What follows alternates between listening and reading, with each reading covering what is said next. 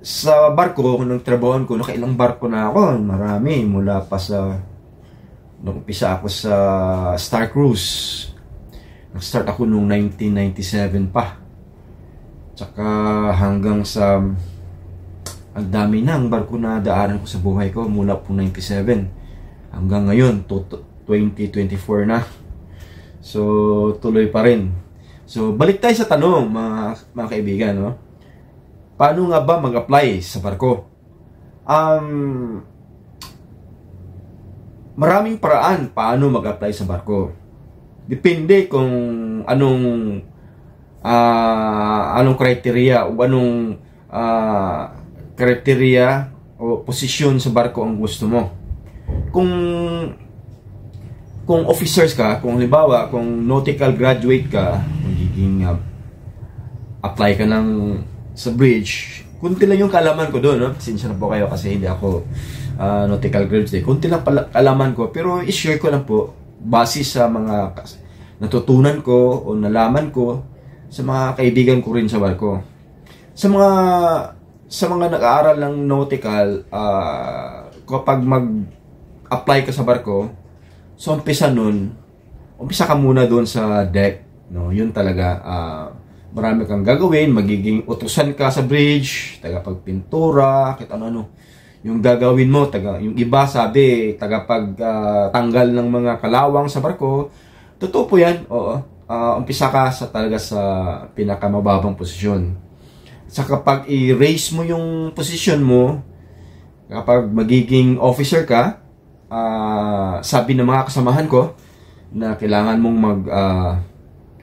mag-aral. Kailangan mong take ng exam para aakyat, para ma-upgrade ang posisyon mo. So yun yung trabaho, yun yung pag-level up sa mga nautical, mga navigational seafarer. Samantalang sa naman, dito sa passenger, kung nasa business ka, nasa passenger ka, rating seafarer ka, nagtrabaho ka sa cruise ship, no, sa passenger, medyo makikita natin na ang pag-angat ng posisyon nagdepende sa effort mo, no? Depende sa effort mo. Pero bago tayo pupunta doon sa sa kwento na yan o sa discussion na yan, sunod pag-aralan, i-discuss natin yan, punta na muna tayo doon sa question ng tanong, no? Paano nga ba mag-apply sa barko? Ito. Una, madali lang kasi sa online kasi dito sa panahon kasi namin nung late 1990s, nagbabasa lang po kami doon sa yung sa mga classified ads sa mga payagan, sa mga newspapers. Kasi hindi pa gaano ka-digital yung panahon na yun. So nagbabasa lang po kami doon sa mga classified ads, kung anong mga bagong hiring, kung qualified ba kami, na-fit ba yung qualification namin sa mga hiring sa barko, ganun. Sa ngayon, marami ng paraan, marami ka na makita. Pwede ka nang tumingin dito sa workabroad.ph, yan, pwede mong buksan yan. Marami ka makikita. Yung dito din kahit sa JobStreet din, .com.ph, marami ka rin makikita doon na mga hiring sa barko, no? Ang pinaka magandang payo ko para makapag-apply ka sa cruise ship, sa barko, hindi ka lang magbabase sa isang website tulad ng workabroad.ph, kundi ititrace mo yung mga website ng mga agency na nagbibigay ng trabaho sa mga seafarer, no? Tulad ng PTC, tulad ng Magsaysay, Safesharp, yung iba-iba pa diyang mga agencies, no? Mga manpower agencies, mga manning agencies na nagbibigay trabaho sa mga para maging seafarer ka. So, kapag i-research mo yung mga website nila, tapos punta ka doon sa career hub nila, makikita mo yung mga iba't ibang posisyon, no? Sa cruise ship na ino-open nila, kung anong mga posisyon, magiging housekeeping ba, kung magiging ano ka ba, sa pastry, yung sa hotel, mostly naman yan hotel eh. Doon mo makikita yung mga utilities, no? Marami kang makikita doon na hindi na kailangan yung mataas na experience, mga 10 years, 20 years, hindi kailangan.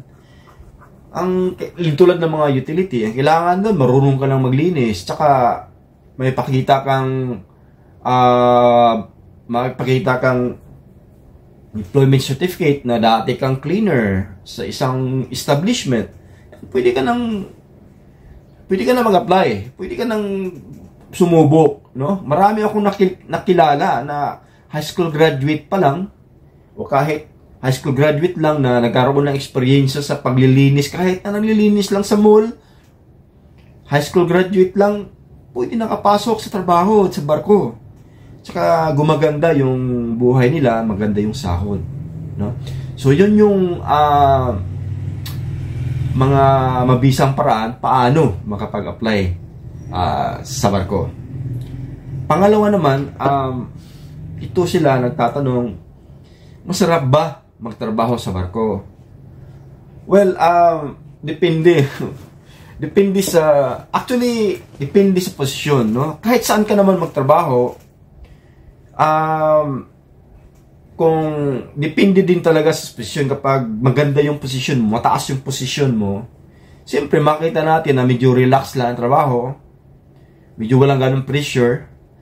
Pero kapag naumpisa ka pa lang, tsaka dito ka sa mababang posisyon, siyempre talaga yan, medyo may pressure yan, medyo mataas ang oras ng trabaho, at saka expect mo na lang na ganoon ang atmosphere sa trabaho mo kapag pagpasok mo ng barko. Pero ito lang, kababayan, ito lang, kaibigan, may payo ko. Tiyagaan lang, oo, tiyagaan lang tayo. Tsaka kunting sikap lang. Tsaka kailangan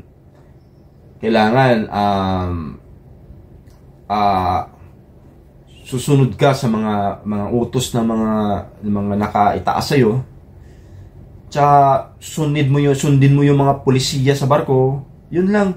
Talagang tuloy-tuloy yung career mo sa barko. Basta wag ka lang gagawa ng mga kabulastugan. Kasi number 1 talagang bawal sa barko itong mga harassment. Bawal sa barko yung magpasaway ka talaga. Lalo na kung mag-shore ka, labas ka, tapos babalik ka ng lasing, pasuray-suray ka. Ayan, yayariin ka talaga ng security. Kinabukasan, pauwiin ka. Malaman mo na lang, may ticket ka na. Tsaka itong isa sa mga bagay din na mapauwi ka sa barko, itong makipag-away ka sa kapwa mo, yung sa co-worker mo. Lalo na sa kasama mo sa kabina, makipag-away ka, lalo na kung may pagsuntukan ka, ayun, mostly sa mga barko talaga, walang tawad sa mga ganun. Kinabukasan, bibigyan ka ng ticket, kayong dalawa nagsuntukan, nag-away, sabay pa kayong dalawa sa aeroplano. Ipagtabi pa kayo sa aeroplano pa uwi. No? Kahit anong lahi, marami na nangyari doon na Pinoy laban sa mga ibang lahi. Kasi sa cruise ship kasi, ang dadami yung mga nasyonalidad eh. Sa barkong pinanggalingan ko ngayon, umabot kami ng mahigit 50 different nationalities. Kaya kahit sino lang yung masalimuha mo, sino lang yung makilala, pero mostly naman mabait. Kaya hindi talaga maiwasan sa buhay mo na magkakaroon ka ng kalaban, pero nasa pasensya na lang po yun. Kailangan ang pasensya mo, talagang lampasan mo talaga hanggang langit talaga yung pasensya mo. Kasi kapag hindi pasensya, ipairal mo yung sama ng loob mo, pairal mo yung galit mo, ipag-away ka, yan yung umpisa na matapos yung career mo talaga sa barko, no? So, masarap ba magtrabaho sa barko? Masarap. Basta, masipag ka lang, matyaga, at masunurin kung ano yung mga utos sa mga nakataas sa'yo, at saka pagsusunod sa pulisiya ng barko. Gagaan ang buhay mo, tuloy-tuloy yan ang career. Pangatlong tanong, makaka-asinso ba ang pagtrabaho sa barko? Kaibigan, sa totoo lang, mula na naupisa ako sa barko noong 97, before ako nagbarko, experience ko talaga ang utility, ang mabang posisyon. Pero nang sinubukan ko mag-apply sa barko, nakikita ko na mayroon talagang kinabukasan. Maganda talaga ang career sa barko. Basta alagaan mo lang. Mula no 1997, yung mga 2 years pa lang trabaho ako sa barko, nakabili na ako ng bahay sa probinsya namin. Nakabili na ako ng lupa, gano'n. Tsaka nung tuloy-tuloy yung ginaupisa, nakabili ako ng 3 properties, no? Yung napundar ko sa awa ng Diyos. Tsaka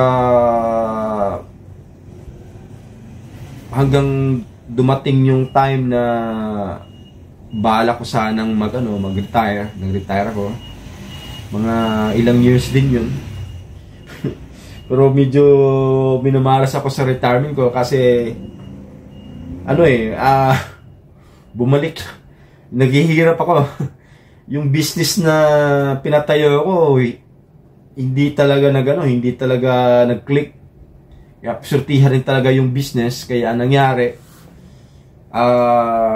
after many years, naisip ko na ulit na siguro babalik ako sa barko. Tingnan ko kasi may edad na ako eh. Naisip ko, mag-apply kaya ako ulit kung matanggap ako.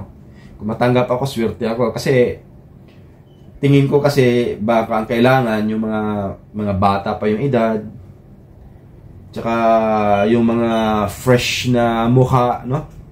Pero nung sinubukan ko, wala pang mga 1 linggo, may nagtawag sa akin.